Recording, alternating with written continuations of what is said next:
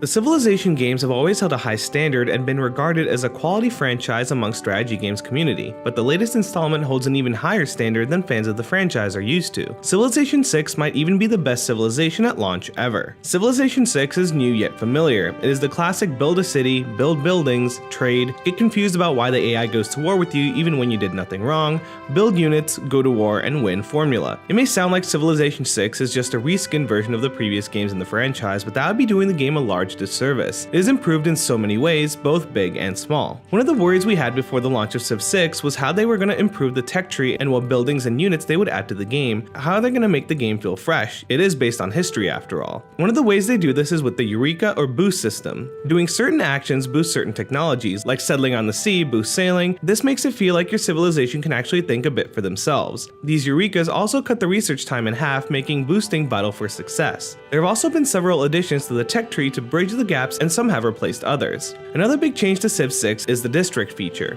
Earlier players could build practically everything they wanted and restrictions on buildings were few. Earlier players just built everything in the city center, and wonders were just placed randomly around the city they were built in. Now players have to think carefully what they want their city to specialize in, because the number of districts players can build are limited to their population, and districts take up a tile of their own. Wonders also take up a tile this time around, making world wonders feel a bit more special, while it also removes the wonder rushing that Civilization 5 had a lot of. Now wonders don't give players anything if they fail to complete them in time, and they all have their own criteria that need to be fulfilled before they can be placed, making wonders much more high risk, high reward.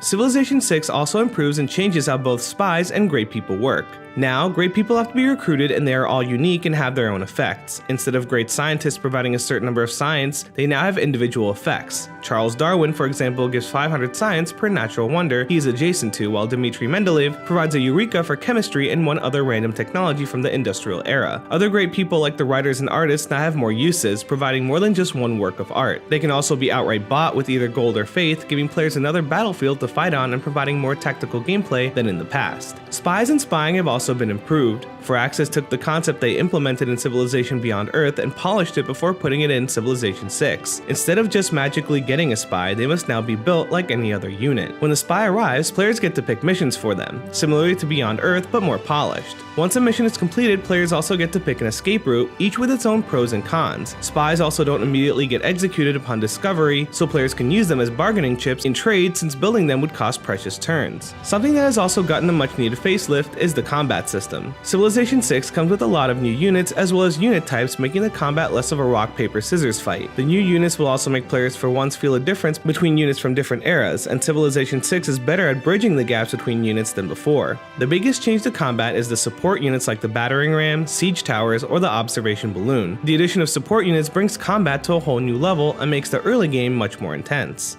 Civ 6 is an improvement in almost every single way and by far the most complete launch game in the genre. Civilization 5 needed a whole expansion just for religion, and here it comes with a base game and with a victory condition for it. Civilization 6 is truly a great game, and both longtime fans of the franchise and newcomers will enjoy it for hours upon hours, guided by the soothing voices of Sean Bean and Natasha Loring.